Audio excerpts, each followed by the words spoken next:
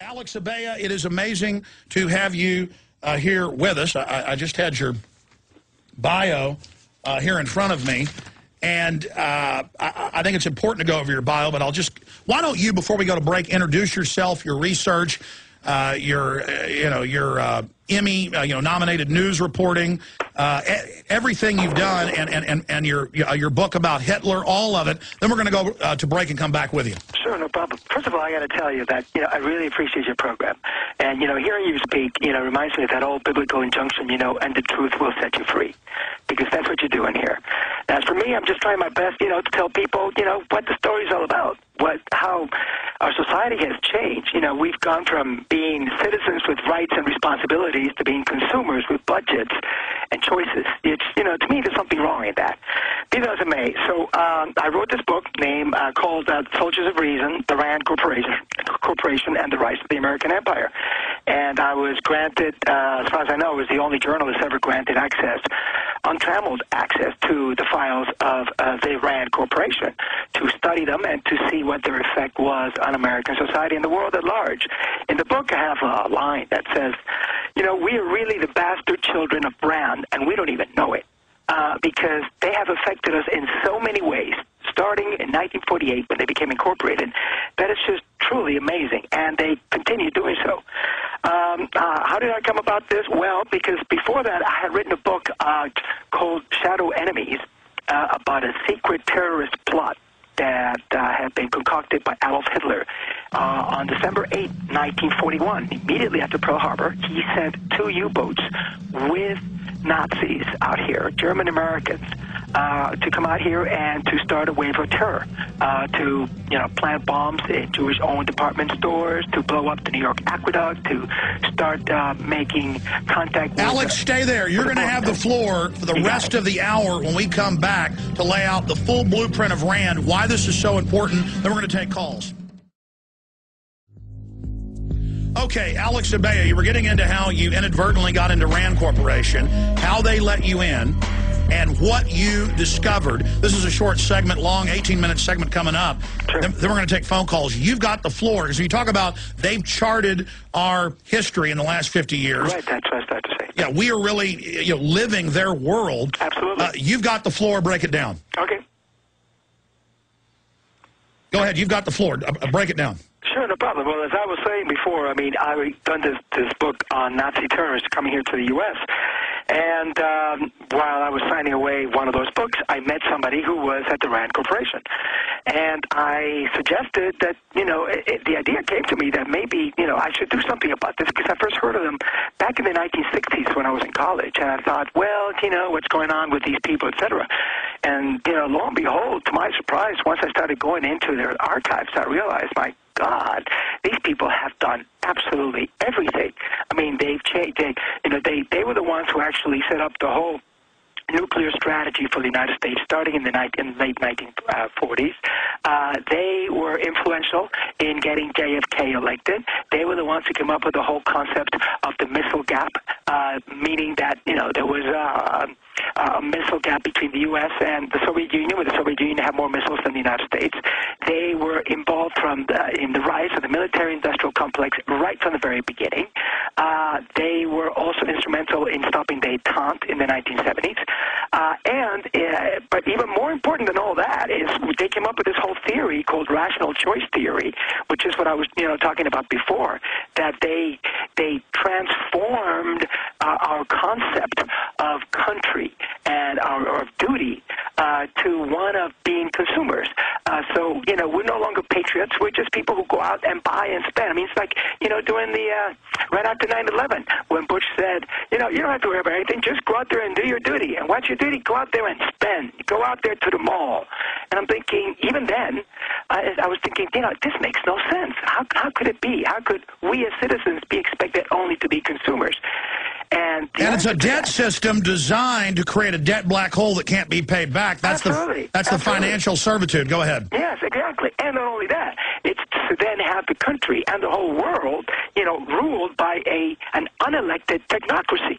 I mean, if you do it, there's so much to talk about. It's all in the book. But if you really start looking at this, is that you see that from the very beginning, that the people at RAND and their main affiliate, which is the Ford Foundation, they have seen themselves as people who are above the fray, who are intellectuals, who have the rule of reason, and nobody else does, and that they can write things and they can do things the way they should be, and they're not accountable to anyone.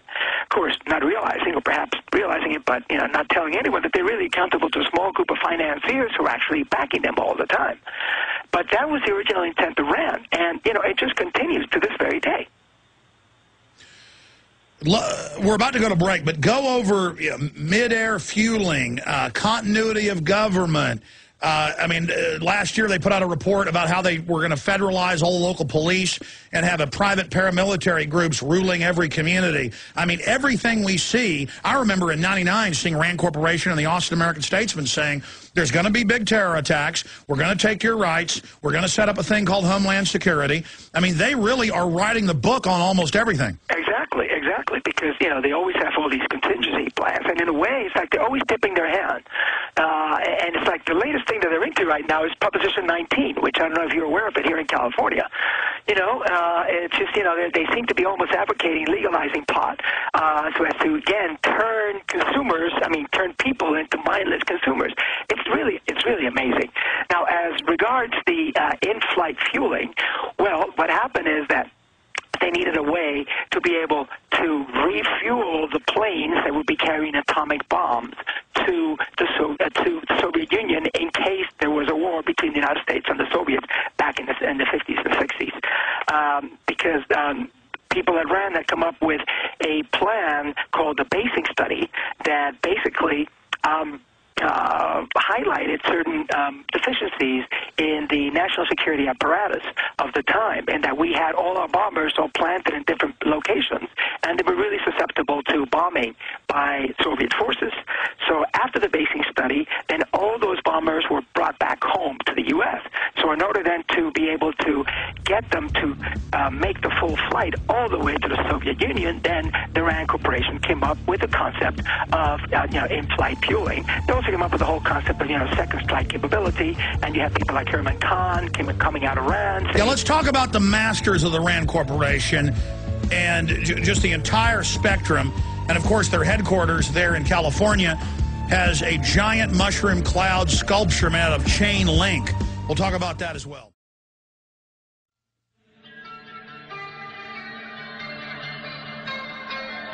We now take you live to the Central Texas Command Center in the heart of the resistance. You're listening to The Alex Jones Show. Well, I've got a lot of questions for Alex Abella, award-winning journalist, best-selling author. We'll tell you how to get his book several times before he leaves us and give you his website. But, Alex, you were getting into the hundreds of inventions, the hundreds of developments, how our society operates, the insurance deductible, how they talked about how to psychologically manipulate people. I mean, it's thousands of things that the RAND Corporation... Again, like you mentioned before, the whole question of medical deductibles comes out of something called the RAND study, the RAND medical study, in which basically they were the underwriters of medical insurance for more than 10,000 people in the United States for a period of over 5 years, because this happened during the Nixon administration, and the government just wanted to see, well, how little will people put up with it, basically. And they found out, to much to their surprise, or maybe not their surprise, people really didn't seem to mind all that much if they had to pay a little bit in order to get medical coverage. So that's what they did. So because before that, medical coverage had been seen as essential, in companies that offered it, so as to be able to be a counterpart to the Soviet system. And therefore, we would take care of our own people. This was something that was negotiated as well by the labor unions in the late 40s and early 50s. But by the late 60s, early 70s, the government felt we were spending too much money on the health of the people. So therefore, they started saying, well, how can we get this money back? So due to this particular medical study, they came up with a concept of deductible. So at the beginning, it was only a few cents, then a few dollars, and now you all know how much that is. It's a big chunk, and it's growing every day. So that's only one of their many contributions to the civilization. We also have the concept, of charging for everything, that everything has a price. because it all stems, again, from their concept of people not so much as citizens, but as consumers, which, again, is the concept that came about because of the conflict that existed between the Soviet Union and the United States. They wanted to get away, from that old Marxist thing of, having, saying that, let me see if I recall correctly, which would be from each according to, from each according to his ability to each according to his needs. And the way that they fought that was by making people then consumers, which is, whatever it is that you want, that's what you should get, because after all, there's no such thing as a rational collective decision. That all collective decisions are irrational and tyrannical. So they came up with this whole concoction, and, we're living in the world right now.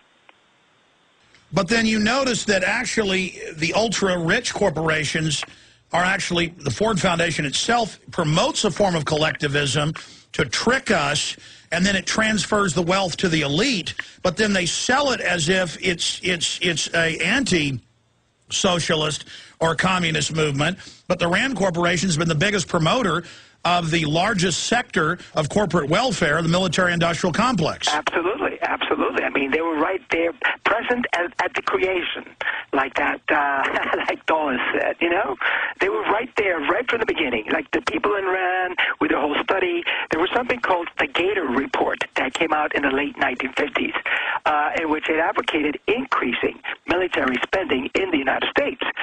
And that was made up, of RAND advisors and people from the military who obviously stood to profit if all of a sudden the Pentagon budget would go up. President Eisenhower refused to do that because he was a general who had seen what war was all about. Most of these people had never been through that kind of thing. And he said, no, I'm not going to do that. I'm going to try to bring down the budget and give money back to the people in the United States. Instead, what these guys did is that they sabotaged the candidacy of the Republican candidate, who was Nixon, and, they brought up Kennedy, who in essence was a creature of the military-industrial complex. That's why we got involved in Vietnam. That's why we got involved in all these different places. And, of course, RAND was always there. I mean, RAND at one point was advocating that the United States should give money to the military in third world countries, because the military then would be able to guide their people to the 20th century and bring them out of their ignorance. Now, that's their public cover story, yeah. But if you look at the CIA and RAND, they prefer military dictatorships to freedom in countries because it allows the mega corporations to interface with a small ruling class and not have to deal with a society where people are allowed to elect the representatives. But let's briefly look at Kennedy. Did you run into anything on him in their archives? Because we know at first he doubled defense spending. He was, pro-war. Then he became anti-Vietnam War, anti-Federal Reserve. They brought him Operation Northwoods, the plan to stage 9/11 style attacks. And he said no, and then he was clearly killed by this very same overall system. So what happened with Kennedy? Well, with Kennedy, it's a very interesting dichotomy, because what you have is at the beginning, yes, he's very much a creature of that particular establishment, but then he starts moving away, as you yourself say. Northwoods, though, was provoked by the whole question of Cuba. As you know, he screwed up in the Bay of Pigs when he didn't give enough air cover to the Cubans who had landed there, so that became like a real irritant. And then the United States was preparing for another invasion of Cuba. And among those things that they were advocating was Northwoods, which is, staging supposed attacks by Cuban forces, so then they would give them an excuse to go in and invade. And but the problem was that, right around that time, Castro was also getting all his money and his armaments from the Soviet Union, and obviously his missiles. And then the missile crisis erupted. And after that, the United States cut a deal with the Soviet Union and said they would no longer invade Cuba. So meantime, though, Kennedy was trying to set up the backing Cuban exiles when it comes to actually attacking Cuba and having guerrilla warfare over there.